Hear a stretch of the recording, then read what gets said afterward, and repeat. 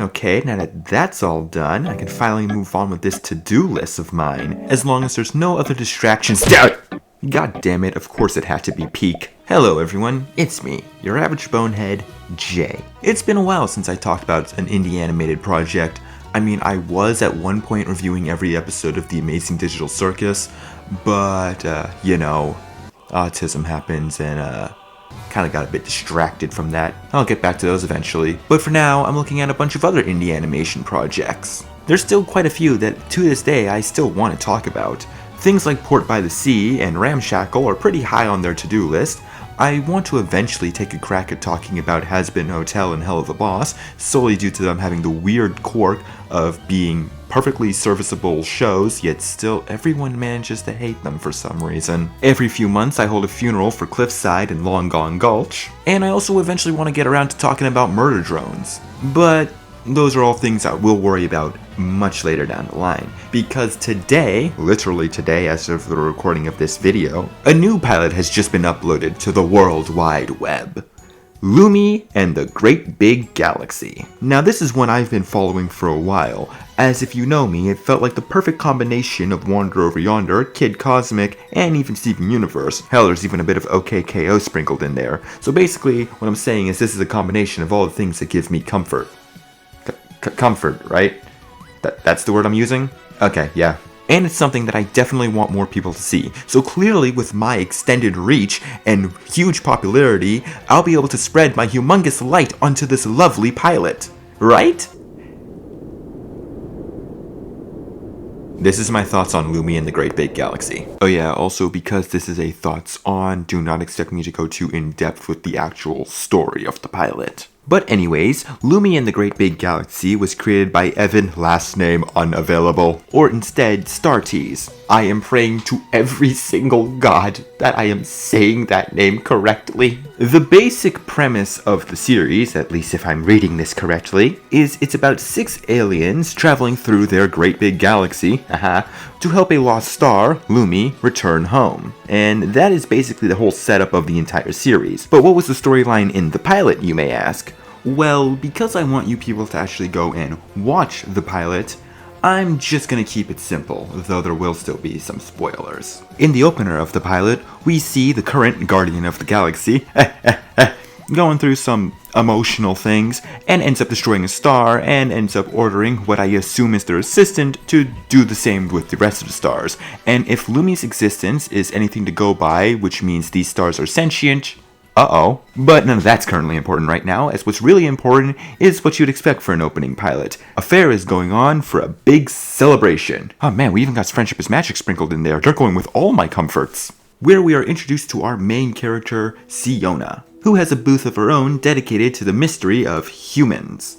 But what lurks beyond the stars may surely surprise you. As I'd like to introduce you to humans! I'll get more in depth of the characters later. And at the same time, we're introduced to 2 of her friends, Davin. Was I not supposed to clap? That man is everywhere. And Holden. As you would expect with Siona being our quirky main protagonist, no one outside of her friends really cares about her conspiracy theories or any of that stuff. Heck, even her friends don't really, as Holden would much prefer to just go out and enjoy the rest of the fair, and isn't very subtle about saying that to his friend. Probably because nobody wants to listen to your crazy stories. I mean, look at all the other booths. They've got food, games, even a Dunk the Deity setup. And while Davin is trying to be more nice to Siona, she ends up telling them that the 2 of them could go have fun, and she herself will wait. Siona feels more down in the dumps than ever, but then ends up seeing a strangely moving star. But before she can say anything about it, we are introduced to her other 2 friends / rival, the rich girl Felicity. Yes, hold the applause, please. And her bootlicker assistant, Mika. And Felicity takes it upon herself to continuously bring down Siona. Humans? Really? It's almost as if you were advertising for Elios's return. At least one of those things is actually actually true. But then afterwards, during Felicity's big speech, due to the fact that the fair was paid for by her daddy, a fact she takes great pride in, Siona ends up seeing that star again. In fact, she sees that it's getting much, much closer, which causes the power to go out and all of the fair's attendees to start panicking. During all the commotion, Siona ends up finding out that that star landed, and that star is a being known as Lumi. She ends up befriending Lumi and telling Davin and Holden about them, and they all agree they have to keep Lumi's existence a secret, especially from Felicity. But then Felicity ends up blaming Siona for the whole celebration being a wreck, but then Siona, not holding any grudges, ends up offering to help fix everything, and with the secret help of Lumi, end up managing to salvage the celebration and make it so everyone still had a good time. And right before we get our credits, like most pilots, we end up getting to see our big bad, this dark character known as Void. Oh god, even Kirby's being thrown in here. And we see that they're planning something, and even has information that directly and intentionally contradicts what we were told earlier, which leaves us, the audience, guessing and theorizing and wanting to know what will happen next, which is a perfect hook to keep us on board for this wild ride. And the pilot ends on that note. Alright, now for my thoughts.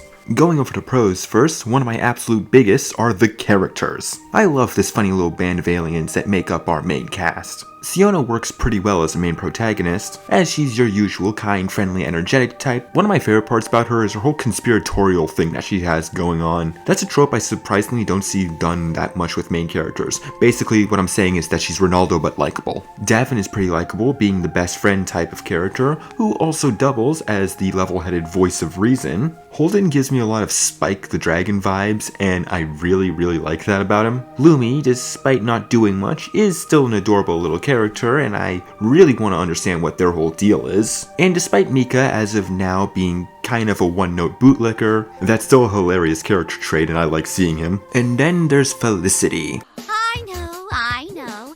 It's almost too much to believe that yours truly would do something so generous for her friends. I love this one. You can tell she's my favorite based on how much I want to kick her down a flight of stairs. But no, genuinely speaking, she is my favorite character of the bunch. I do find it funny how she's part of their friend group despite the fact that she's so clearly a Mean Girls trope. Honestly, I consider that to be a nice subversion, and I do like that there seems to be more of a sympathetic side to her as well. Plus, I just think she has the cutest design. But backing up there, I do like that almost all these characters are more than just one defining character trait. It really lets them all break out and stand on their own as characters, and even for the characters that don't have much going for them at this time, I can easily see, based on reading their bios, that there is more to them than meets the eye. And the voice acting also really helps bring these characters to life. On top of, as I already kind of hinted at, their designs. I absolutely love the designs of all these aliens, and I love how unique they all look to each other, even if Felicity has definitely given me vibes of the flower people from Kirby Triple Deluxe. But speaking of designs, I think that lets us go into another one of the pros, the animation. Yeah, addressing the elephant in the room, for reasons I'll get into later, this pilot is mostly in animatic form. But unlike other fucking pieces of pointless shit,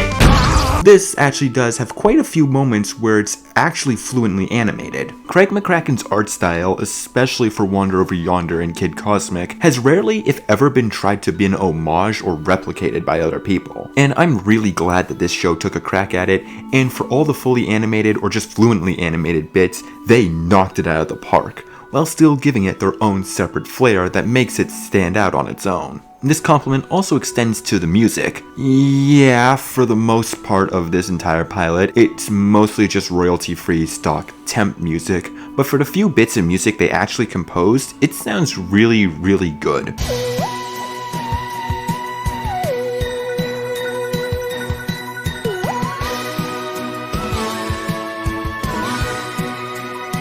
On top of that, it's the writing. I'm not going to pretend this is avant-garde writing, but it is really good writing, and it's what helps all these characters really stand out. On top of their world, I love the ideas and concepts that this whole pilot is managing to prop up just in one general location, with all the alien designs everywhere, some of them being even funny little jokes if you know where to look for them. But yeah, even in animatic and storyboard form, this thing still looks and sounds amazing, and I cannot wait to see more.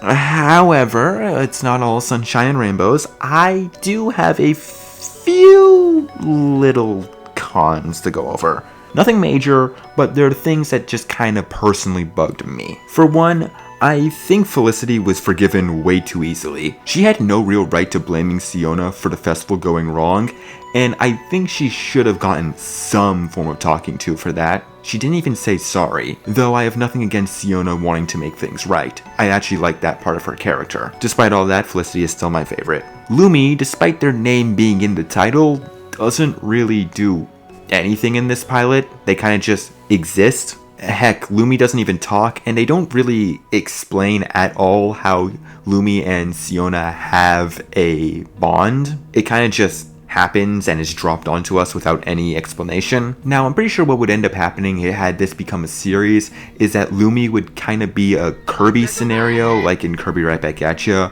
where despite Kirby being the title character, this is Tiff and Tuff's show, with Kirby more so just being the mascot. And my final con is, while the world and the galaxy that they have been setting up does seem pretty interesting, we didn't really get much of it. The pilot only has 3 locations: the castle-like area in the opening, the fairgrounds where we spend the rest of the entire pilot, and wherever we were in the ending. Other than that, we don't really get to see any of the other worlds, which we know exists, and we know this is supposed to be a planet-hopping adventure, akin to Wonder Over Yonder, based on the different alien designs and the different worlds we see in their species guide. And it would be great for when we get to go see those all, but therein tails lies a slightly bigger problem that really isn't their fault, but it's something I need to bring up.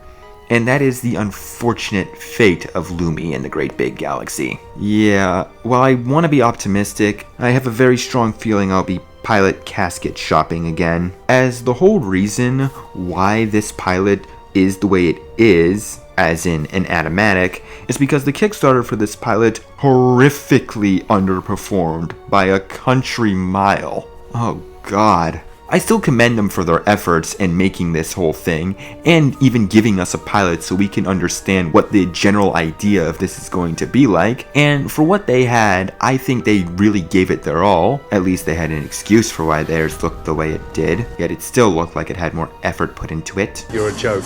But overall, the future for Lumi is kind of bleak. The creators said they don't really have any intention as of now to continue Lumi, and that making this pilot kind of burnt them out. Now, luckily, there is still a positive side, that they did confirm that this doesn't mean it's dead, and they do eventually want to do something with it, so we can only really hope and cross our fingers. Overall, though, Lumi in the Great Big Galaxy, the animatic pilot, is really, really good.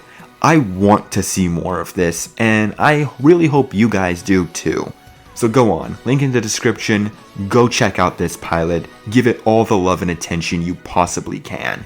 We need more good shows, and I need more sci-fi shows out there. If I can't get my westerns, at least let me get my funny sci-fis. Oh great, now I'm sounding greedy again. But seriously, go and watch it. Lumi in the Great Big Galaxy is really good, and I don't think, honestly, I could praise it enough. I wish the show and its crew the best.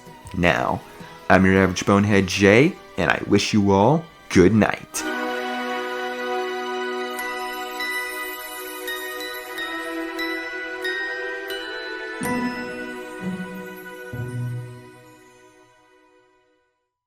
Oh, you're still here. Well, since you stuck around for this long, you might as well like and subscribe, comment if you're feeling really daring. And while you're at it, you might as well follow me on Twitter and Instagram at jayskeletyn, links down below. And if you just want to see more, you can check out the playlists or look at my last video. Now thanks for watching, and if you need me, I'm going back to bed.